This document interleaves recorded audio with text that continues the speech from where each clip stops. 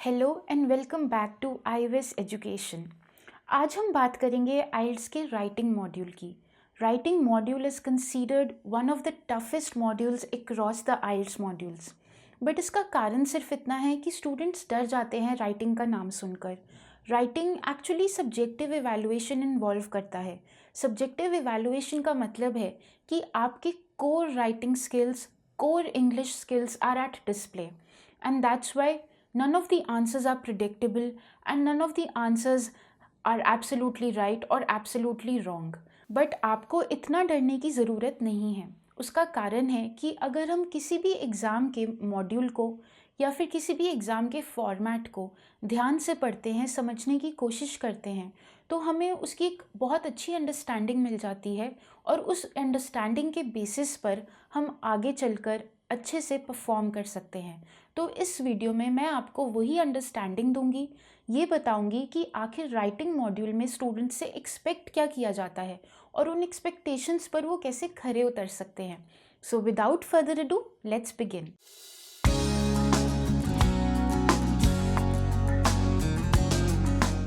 सबसे पहले तो बात करते हैं राइटिंग मॉड्यूल के फॉर्मेट की। आपको पता होना चाहिए कि राइटिंग मॉड्यूल में आपके पास कितने क्वेश्चंस होते हैं, उन क्वेश्चंस को अटेम्प्ट करने के लिए आपके पास कितना टाइम है और कितने वर्ड्स आपसे एक्सपेक्ट किए जाते हैं कि आप उस टाइम पीरियड में लिखेंगे।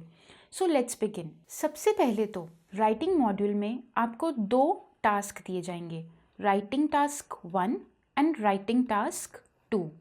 ये दोनों ही टास्क राइटिंग टास्क है, मतलब कि दोनों का आंसर आपको अपने वर्ड्स में एक ऐसे फॉर्मेट या पैराग्राफ फॉर्मेट में देना है। याद कीजिए, जैसे रीडिंग में आपको पैराग्राफ्स रीडिंग के लिए मिलते थे, राइटिंग में आपको उसी तरीके से एक टॉपिक मिलेगा। उस टॉपिक के ऊपर आपने इलैबोरेट करना है और अपने राइटिंग स्किल्स को डिस्प्ले करना है या फिर डिमॉन्स्ट्रेट करना है। तो ये जो दो राइटिंग टास्क होते हैं, they are called as writing task 1, writing task 2।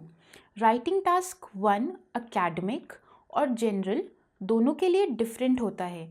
Academic में आपको दिए जाते हैं बार ग्राफ्स, पिक्टोग्राफ्स, लाइन ग्राफ्स या फिर कोई भी ऐसा पिक्चर दे दिया जाता है जिसको एक्सप्लेन करके आपको अपना आंसर देना है। वहीं पर जो जनरल टेस्ट होता है, वहाँ पर राइटिंग टास्क 1 एक लेटर होता है।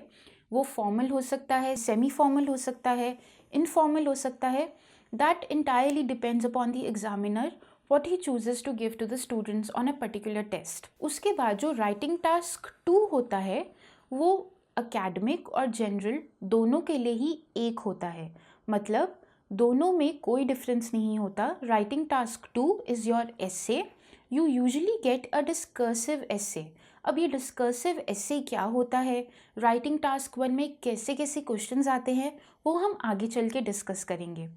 मूविंग फर्दर, आपको दोनों टास्क्स को कंप्लीट करने के लिए अ टोटल ऑफ 60 मिनट्स मिलते हैं, मतलब कि 1 घंटे में एक्सपेक्ट किया जाता है स्टूडेंट से कि वो राइटिंग टास्क 1 और राइटिंग टास्क 2 को कंप्लीट करेगा। यूजुअली स्टूडेंट्स राइटिंग टास्क 1 को कंप्लीट कर लेते हैं अराउंड इन 20 मिनट्स। वहीं पर राइटिंग टास्क 2 के लिए you can take at least 40 minutes to complete it. अब 40 minutes and 20 minutes is the maximum time that you can take. आप इससे कम टाइम भी ले सकते हैं, that is entirely dependent upon your progress of writing, कि आप कितना क्विकली कुछ आंसर सोच कर किसी आंसर को एनालाइज करके लिख सकते हैं। याद रखिए कि ये लिमिटेड अमाउंट ऑफ टाइम में ही आपने अपना एग्ज़ाम पूरा करना है। दैट मीन्स जब आप अपने राइटिंग मॉड्यूल की प्रैक्टिस करेंगे घर पे बैठ के, तो आपको टाइम का भी ध्यान रखना है। अब बात करते हैं वर्ड्स की। तो 60 मिनट्स में इट इज़ यूजुअली एक्सपेक्टेड कि students around 400 to 600 words total लिखेंगे। अब इनको डिवाइड कर लेते हैं। राइटिंग टास्क 1 में आपसे एक्सपेक्ट किया जाता है कि आप 150 वर्ड्स में आंसर देंगे। वहीं पर राइटिंग टास्क 2 में आपसे एक्सपेक्ट किया जाता है कि आप अराउंड 250 वर्ड्स में आंसर देंगे। अब यहाँ पर एक चीज़ का ध्यान रखना बहुत ज़रूरी है। अगर आपने स्टिपुलेटेड अमाउंट ऑफ वर्ड्स, मतलब राइटिंग टास्क 1 के लिए 150, राइटिंग टास्क 2 के लिए 250। अगर इनसे कम वर्ड्स में अपना आंसर दिया, there is a possibility, a high possibility कि आपके मार्क्स काट लिए जाएंगे या फिर आपको कम मार्क्स दिए जाएंगे। इट्स वेरी इम्पॉर्टेंट कि आप मिनिमम आंसर जो आप दे रहे हैं उसमें मिनिमम वर्ड्स 150 एंड 250 ही होने चाहिए। You can always increase these words. आप 150 को 200 कर सकते हैं, 250 को कई स्टूडेंट्स 350 भी कर लेते हैं, लेकिन इट इज़ यूजुअली एडवाइजेबल कि आप 150 या 200 वर्ड्स एंड 250 या 300 वर्ड्स में आंसर को कंप्लीट कर लें। उसका कारण है कि ज़्यादा वर्ड्स लिखने के लिए आपको ज़्यादा मार्क्स नहीं मिलेंगे। दूसरी बात यह है कि आपके पास प्रॉपर टाइम होना चाहिए अपने आंसर्स को रिवाइज करने का, एडिट करने का, रीड करने का या उनको चेंज करने का। तो अगर आप वैसा करना चाहते हैं तो it is highly advisable that you stick to the word limit and you use your time very judiciously across these 2 tasks. ये तो बात हो गई फॉर्मेट की कि कितने क्वेश्चंस होते हैं, कितना टाइम मिलता है और कितने वर्ड्स आपको लिखने हैं एग्ज़ाम में। अब बात करते हैं कि राइटिंग टास्क 1 आखिर होता क्या है। So friends, this is your writing task 1 in academic IELTS exam. आपको कोई भी विजुअल रिप्रेजेंटेशन दी जा सकती है किसी भी डेटा की। उस विजुअल रिप्रेजेंटेशन को आपने फिगर आउट करना है, फिगर आउट करके उसको एक्सप्लेन करना है अपने वर्ड्स में, अपने क्यूज़ को फॉलो करना है और फिर अपने आंसर को लिखना है। यहाँ पर आपको एक बहुत ही छोटी सी चीज़ याद रखनी है। जो भी आपको विजुअल रिप्रेजेंटेशन दी जाएगी, उस विजुअल रिप्रेजेंटेशन को किन इंस्ट्रक्शंस को फॉलो करके अनफोल्ड करना है, एक्सप्लेन करना है, वो ऑलरेडी आपके लिए मेंशन होगा। दैट मीन्स कि राइटिंग टास्क 1 मोर और लेस प्रिडिक्टेबल आंसर्स इन्वॉल्व करता है। वो प्रिडिक्टेबिलिटी हम जज करते हैं कि आपको कितनी इन्फॉर्मेशन दी गई है आपके क्वेश्चन में। सो रिमेंबर कि आपके क्वेश्चन में जो भी आपको इन्फॉर्मेशन दी जा रही है उसको आप अप्रोप्रिएटली ऑप्टिमम वे में यूज़ करते हैं। तो सबसे पहले तो मोस्ट कॉमन विजुअल रिप्रेजेंटेशन एक रिपोर्ट हो सकती है। This report can be a weather report, this report can be a report on the economic status of a country or a college. This report can be based upon the number of students graduating in a year. The number of topics a report may relate to are endless. So report is very easy to solve. ये कैसे solve करते हैं ये मैं आपको बताऊंगी अगली video में। उसके बाद बहुत ही कॉमन विजुअल रिप्रेजेंटेशन है table, pie chart, bar graphs, line graphs and diagrams. अब ये डायग्राम किसी बिल्डिंग की बेसमेंट का भी हो सकता है या फिर ये डायग्राम किसी इलेक्ट्रॉनिक सर्किट का भी हो सकता है। दोनों ही केसेस में आपको enough information and cues provide किए जाएंगे क्वेश्चन में ही। उस क्वेश्चन को फॉलो करके ही आपने अपने सारे आंसर्स को लिखना है। रिमेंबर, यहाँ पे writing task 1 predictable answers involve करता है और वो प्रिडिक्टेबिलिटी हम जज करते हैं अपने क्वेश्चन से। यहाँ पर मैंने आपके लिए कुछ स्टार्स बनाए हैं because I want you to remember these things before you begin attempting और practising your writing task 1 for academic IELTS. सबसे पहले तो जो भी इंफॉर्मेशन आपको अपने विजुअल रिप्रेजेंटेशन में मिल रही है उस पूरी इंफॉर्मेशन में जो सबसे रेलिवेंट पॉइंट्स हैं, सबसे रेलिवेंट पॉइंट्स जो एक्चुअली में पूरी जो पिक्चर आपको दी गई है उसमें से जो सबसे रेलिवेंट या ज़रूरी चीज़ें हैं वो वाले पॉइंट्स के ऊपर आपने अपने पैराग्राफ को लिखना शुरू करना है। रिमेंबर, यहाँ पे आपके पास 150 वर्ड्स होते हैं। उन 150 वर्ड्स को आपने बहुत जुडिशियसली यूज़ करना है। That means you have to pick the most relevant, most important information from the visual representation and then write it in your own words. उसके बाद जो टोन है आपकी वो न्यूट्रल होनी चाहिए। न्यूट्रल का मतलब है वो ना तो इनफॉर्मल होनी चाहिए ना ही ज़्यादा फॉर्मल होनी चाहिए। फॉर्मल टोन वो होती है जो आप यूजुअली अपने बॉस को, अपने कॉलीग को या अपने टीचर्स या प्रोफेसर्स को ईमेल्स लिखते वक्त या उनसे बात करते वक्त यूज़ करते हैं, वो होती है फॉर्मल टोन। इनफॉर्मल टोन जो हम अपने फ्रेंड्स और फैमिली के साथ यूज़ करते हैं, इन दोनों के ही बीच में होती है न्यूट्रल टोन। न्यूट्रल टोन हम तब यूज़ करते हैं जब हम एक इनविजिबल ऑडियंस को एड्रेस कर रहे हैं। इस न्यूट्रल टोन को कैसे हम यूज़ करते हैं और कौन से वर्ड्स हैं जो न्यूट्रल टोन को यूज़ करने में हमारी हेल्प करते हैं, वो मैं आपको बताऊंगी अगली वीडियो में। उसके बाद आपने ध्यान रखना है कि ये पूरा टास्क करने के लिए आपके पास सिर्फ 20 मिनट्स होंगे। दैट मीन्स आपको 20 मिनट्स में पूरे बार ग्राफ को या फिर अपने विजुअल रिप्रेजेंटेशन को या डायग्राम को समझना भी है, फिगर आउट भी करना है। उन्हीं 20 मिनट्स में आपने अपना आंसर भी बिल्ड करना है, उन्हीं 20 मिनट्स में उसको लिखना भी है, उसके बाद एडिट भी करना है, रिवाइज भी करना है एंड एक फाइनल कॉपी ऑफ आंसर बनानी है। सो इन 20 मिनट्स को जुडिशियसली यूज़ करना, समझदारी से यूज़ करना बहुत ज़रूरी है। उसके बाद मैंने जैसा आपको बताया कि आपको 150 वर्ड्स में अपने आंसर्स लिखने हैं। मेक श्योर कि आप इससे कम वर्ड्स में अपना आंसर नहीं लिख रहे हैं। You can always increase these words up to 200 और 250, बट रिमेंबर आप जितना ज़्यादा लंबा आंसर लिखेंगे उतना ज़्यादा आपका टाइम कंज्यूम होगा, उतना ही ज़्यादा आपको रिवाइज और एडिट भी करना पड़ेगा। उसके बाद एक चीज़ का आपने बहुत ज़्यादा ध्यान रखना है कि राइटिंग टास्क में हम न्यूट्रल टोन को यूज़ कर रहे हैं और जो हमारा आंसरिंग फॉर्मेट है वो पैराग्राफ फॉर्म में है। इसका मतलब हम बुलेट पॉइंट्स या 1 2 3 4 करके अपने आंसर्स नहीं लिख सकते। आपको एक रनिंग सेंटेंस में, कंप्लीट सेंटेंस में अलग अलग छोटे छोटे पैराग्राफ्स बना के अपने आंसर्स को लिखना है। इसी से आपके राइटिंग स्किल्स सही तरीके से डिमॉन्स्ट्रेट होंगे। ये तो था writing task 1 for academic IELTS. Writing task 1 for general IELTS is different. यहाँ पर एक्सपेक्ट किया जाता है कि स्टूडेंट 150 वर्ड्स में एक लेटर राइटिंग करेगा। वो लेटर राइटिंग अलग अलग तरीके की हो सकती है। अगेन यहाँ पे आपने याद रखना है कि राइटिंग टास्क 1 के आंसर्स प्रिडिक्टेबल होते हैं। प्रिडिक्टेबल का मतलब है कि जो भी आपसे एक्सपेक्ट किया जाता है लिखने के लिए आंसर में, वो आपको ऑलरेडी कहीं ना कहीं क्वेश्चन में ही प्रोवाइड कर दिया जाता है। Now it is upon you to use that information for your advantage. उस एडवांटेज को आप कैसे यूज़ करते हैं उसी के ऊपर आपको मार्क्स मिलते हैं, जिसको हम टास्क अचीवमेंट भी कहते हैं। तो लेटर राइटिंग में हो सकता है आपको एक फॉर्मल लेटर मिले।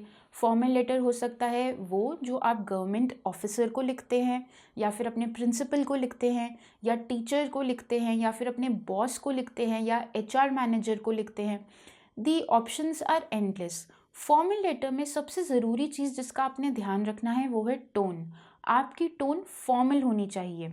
उसके बाद सेमी फॉर्मल लेटर्स होते हैं जो आप किसी गवर्नमेंट अथॉरिटी या प्रिंसिपल को नहीं लिख रहे, लेकिन फिर भी एक ऐसे इंसान को लिख रहे हैं जो आपका एक्वेंटेंस है। एक्वेंटेंस का मतलब है जिसको आप अच्छे से जानते नहीं हैं, जिसके साथ आपका एक फैमिली रिलेशन नहीं है। कोई भी ऐसा इंसान जिसको आप लेटर लिख रहे हैं वो सेमी फॉर्मल में काउंट होगा। अगेन यहाँ पर आपने टोन का ध्यान रखना है। You have to make sure कि आपकी टोन ना तो फॉर्मल है ना ही इनफॉर्मल है। एंड पर्सनल लेटर्स और इनफॉर्मल लेटर्स वो हैं जो आप अपने फैमिली मेम्बर्स या नेबर्स या अपनी वाइफ या फिर अपने फ्रेंड्स को लिखते हैं। सो these are the 3 letters which you may be expected to write as part of your writing task 1 general IELTS. यहाँ पर again I have some stars for you. Let's unfold them one by one. सबसे पहले तो time का आपने ध्यान रखना है। Letter writing again writing task 1 है तो आपको 20 मिनट्स ही मिलेंगे। 20 मिनट्स के अंदर अंदर आपने अपने लेटर के क्वेश्चन को समझना है, फिगर आउट करना है कि आप अपने लेटर में क्या क्या मेंशन करेंगे, वो पूरा स्ट्रक्चर बनाना है लेटर का। उसके बाद आपने अपने लेटर को रिवाइज भी करना है, एडिट भी करना है, एडिशंस एंड सब्सट्रैक्शंस भी करनी है। So you have 20 minutes to do this. जो टोन होगी आपके लेटर की वो आपके क्वेश्चन में ही मेंशन्ड होगी। आपका अगर क्वेश्चन फॉर्मल लेटर इन्वॉल्व करता है तो आपकी टोन फॉर्मल होगी। उसी तरह अगर सेमी फॉर्मल है तो सेमी फॉर्मल टोन होगी, और अगर पर्सनल लेटर है तो इनफॉर्मल टोन होगी। Again this is mentioned in your question, so make sure कि आप क्वेश्चन को बहुत अच्छे से पढ़ रहे हैं। वर्ड्स आपको 150 वर्ड्स लिखने हैं विद इन 20 मिनट्स। ये ज़्यादा भी हो सकते हैं लेकिन कम नहीं हो सकते। अगेन अगर आप ज़्यादा वर्ड्स में लिख रहे हैं तो टाइम ज़्यादा कंज्यूम होगा, so be vigilant of that. Now using relevant information, this is the same point that I mentioned in academic IELTS writing task 1 also. यहाँ पर आपको मार्क्स मिलेंगे टास्क अचीवमेंट के। टास्क अचीवमेंट का मतलब है कि जो सबसे ज़रूरी चीज़ है मेंशन करने वाली, वही आप मेंशन कर रहे हैं अपने पैराग्राफ में। उसमें आपको सिर्फ और सिर्फ most important and most relevant information को मेंशन करना है। जो आपको टास्क दिया गया है उसको आपने अचीव करना है। उसको अचीव करने के लिए you have to use the information that is most important and most relevant. ये तो बात हो गई राइटिंग टास्क 1 की। अब राइटिंग टास्क 2 की बात करते हैं। Writing task 2 is same for academic IELTS and general IELTS. यहाँ पर you are expected to write a short essay on the topic that has been given to you. Now यहाँ पर मैंने एक वर्ड लिखा है आपके लिए, डिस्कर्सिव एसे। डिस्कर्सिव एसे का मतलब होता है कि कोई ऐसा एसे जो टॉपिक को डिस्कस करता है, टॉपिक के सारे व्यू पॉइंट्स को, सारे एस्पेक्ट्स को डिस्कस करता है, उन पे एलुसिडेट करता है और उसके बाद फाइनली कंक्लूजन देता है। इसको हम कहते हैं डिस्कर्सिव एसे। डिस्कर्सिव एसे को कई बार रॉजरियन एसे भी कहते हैं, बट रॉजरियन एसे हमारे कोर्स का पार्ट नहीं है। It is not part of IELTS, क्योंकि उसको लिखने का तरीका बिल्कुल अलग होता है। यहाँ पर हम डिस्कर्सिव एसे लिखते हैं। तो अगेन यहाँ पर आपको 250 to 350 वर्ड्स के बीच में अपना आंसर देना है। Remember, more words more time, so you have to be careful and vigilant कि आप कितने वर्ड्स लिख रहे हैं। आपको अराउंड 40 मिनट्स मिलते हैं अपने पूरे एसे को कंप्लीट करने के लिए। उन 40 मिनट्स में आपने अपने एसे के टॉपिक को भी फिगर आउट करना है, उसमें दी हुई इन्फॉर्मेशन को आप कैसे यूज़ करेंगे वो भी पता करना है। उसके बाद ये भी सोचना है कि आप कौन कौन से पॉइंट्स अपने एसे में लिखेंगे। तो इन 40 मिनट्स को आपने बहुत जुडिशियसली यूज़ करना है। उसके बाद जो आपके एसे की टोन होती है, अगेन वो न्यूट्रल टू इनफॉर्मल के बीच में होती है। न्यूट्रल टू इनफॉर्मल के बीच का मतलब है कि वो ना ही तो पूरी तरह से न्यूट्रल है और ना ही पूरी तरह से इनफॉर्मल है। वो पूरी तरह से न्यूट्रल इसलिए नहीं है क्योंकि अक्सर एसेज में आपसे पूछा जाता है कि गिव योर ओपिनियन और give solutions on your end to solve a particular problem और elucidate upon advantages and disadvantages. तो जहाँ पर आपसे आपका ओपिनियन पूछा जा रहा है वहाँ पर आप न्यूट्रल टोन नहीं रख सकते। यहाँ पर न्यूट्रल टोन का मतलब है कि आप ज़्यादा इनफॉर्मल मत होइए अपने आंसर में, और बिल्कुल भी इनफॉर्मल नहीं होना है लेकिन बिल्कुल भी न्यूट्रल भी नहीं रहना है, because we have to answer what has been asked of us in the question. So this is writing task 2 and you have to write a discursive essay in it. इसके बाद बात करते हैं एक बहुत ही ज़रूरी चीज़ की कि whether you should go ahead with paper IELTS और computer IELTS and what is better in case of the writing module. तो देखिए, दोनों में जो फॉर्मेट है वो बिल्कुल ही सेम रहेगा। दैट इज़ पेपर आइल्स में भी और कंप्यूटर आइल्स में कोई डिफरेंस नहीं होगा। सिर्फ इतना सा डिफरेंस होता है कि पेपर आइल्स में आपको पेंसिल और इरेज़र मिलते हैं अपने आंसर को लिखने के लिए, और कंप्यूटर आइल्स में आप टाइप करते हैं। कंप्यूटर आइल्स को देने का एक छोटा सा फ़ायदा है, एडवांटेज है, कि आपको बारी बारी अपने वर्ड्स को काउंट नहीं करना पड़ता। तो जो भी 2 मिनट 3 मिनट आप अपने वर्ड्स को काउंट करने में वेस्ट करते थे वो आपको कंप्यूटर आइल्स में नहीं करना पड़ेगा। स्क्रीन पर मान लीजिए आप यहाँ पर अपना आंसर लिख रहे हैं, तो स्क्रीन के ही नीचे एक छोटे से बॉक्स में आपको आपका वर्ड काउंट डिस्प्ले किया जाता है, तो वहाँ पर आपका टाइम सेव हो जाता है। तो बात करते हैं टाइम की। तो अगेन दोनों ही केसेस में टाइम इज़ सेम, चाहे आप पेपर बेस्ड आइल्स दें या कंप्यूटर बेस्ड आइल्स दें। राइटिंग मॉड्यूल के केस में आपको दोनों ही टास्क को कंप्लीट करने के लिए 60 मिनट्स मिलेंगे। उन 60 मिनट्स को आप कैसे डिवाइड करते हैं between writing task 1 and writing task 2 वो बिल्कुल आप पे डिपेंड करता है। Usually students 20 minutes and 40 minutes में डिवाइड कर लेते हैं, but again this is a very individualistic choice and that is upon you कि आप क्या यूज़ करते हैं। उसके बाद ईज़ की बात करते हैं। तो पेपर बेस्ड आइल्स में यूजुअली बच्चों को थोड़ी सी डिफ़िकल्टी होती है, क्योंकि एक तो वो पेंसिल और इरेज़र से अपना आंसर लिख रहे हैं, तो हो सकता है उन्हें बार बार इरेज करना पड़े, that is obviously time consuming. उसकी वजह से जो आपका पेपर है उसके फटने के भी चांसेस ज़्यादा होते हैं। उसके बाद आपको थोड़ा सा रिवीजन करने में भी प्रॉब्लम होती है when it comes to paper based IELTS, क्योंकि compare to computer based IELTS आप बैक स्पेस दबा के अपने आंसर्स को अंडू नहीं कर सकते. So this is all about the paper based IELTS ease. जहाँ पर बात आती है computer based IELTS writing module की, तो the ease obviously is a little more in this case, क्योंकि आप बैक स्पेस दबाकर अपने आंसर्स को एडिट कर सकते हैं. इवन कि आप इन बिटवीन अपने सेंटेंस स्ट्रक्चर्स को चेंज कर सकते हैं. साथ ही आपको जो वर्ड काउंट है वो नीचे दिया जाएगा, तो आपको बार बार अपने वर्ड्स को काउंट करने की ज़रूरत नहीं है. So all these are advantages of giving the computer based IELTS. But as I said in my video on whether to go ahead with computer based और paper based, that is completely your choice. You have to weigh the pros and cons of both and then decide कि आपके लिए most appropriate, आपके area के लिए most appropriate क्या है. So with this we come to the end of the video. अगली video में मैं आपको बताऊंगी कि आप ऐसे क्वेश्चंस को कैसे सॉल्व कर सकते हैं. So till then stay tuned and stay blessed.